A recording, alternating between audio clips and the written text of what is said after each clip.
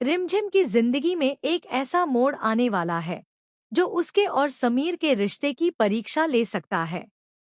आने वाले एपिसोड में एक नए किरदार की एंट्री होने वाली है और उसके आते ही कहानी में कई अनपेक्षित घटनाएं देखने को मिलेंगी।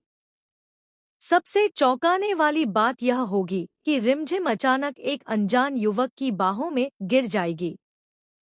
यह घटना देखने में भले ही एक हादसा लगे, लेकिन इसके बाद जो कुछ होगा वह कई सवाल खड़े कर देगा।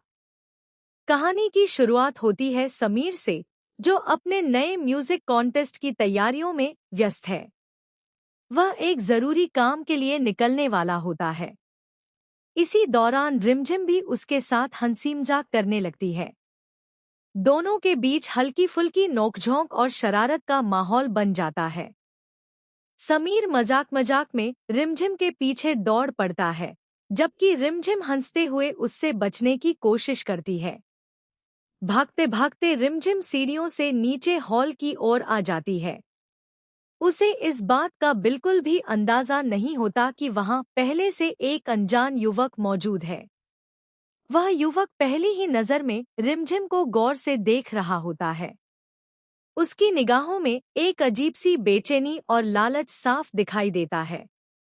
ऐसा महसूस होता है कि उसकी दिलचस्पी किसी और में नहीं, बल्कि सिर्फ रिमझिम में है। रिमझिम अपनी ही मस्ती में आगे बढ़ रही होती है कि अचानक उसका संतुलन बिगड़ जाता है। उसका पैर फिसलता है और वह गिरने लगती है। तभी वही अनजान युवक तेजी से आगे बढ़कर उसे संभाल लेता है। बाहर से देखने पर ऐसा लगता है कि उसने समय रहते मदद कर दी, लेकिन रिमझिम को उसके व्यवहार में कुछ अजीब महसूस होता है। जिस तरह वह उसे पकड़ता है, उससे रिमझिम पूरी तरह सहज नहीं होती। फिर भी क्योंकि वह युवक महल में मेहमान बनकर आया है, रिमझिम किसी तरह की बहस नहीं करती। वह तुरंत उससे अलग हो जाती है और शालीनता से पूछती है, आप कौन हैं?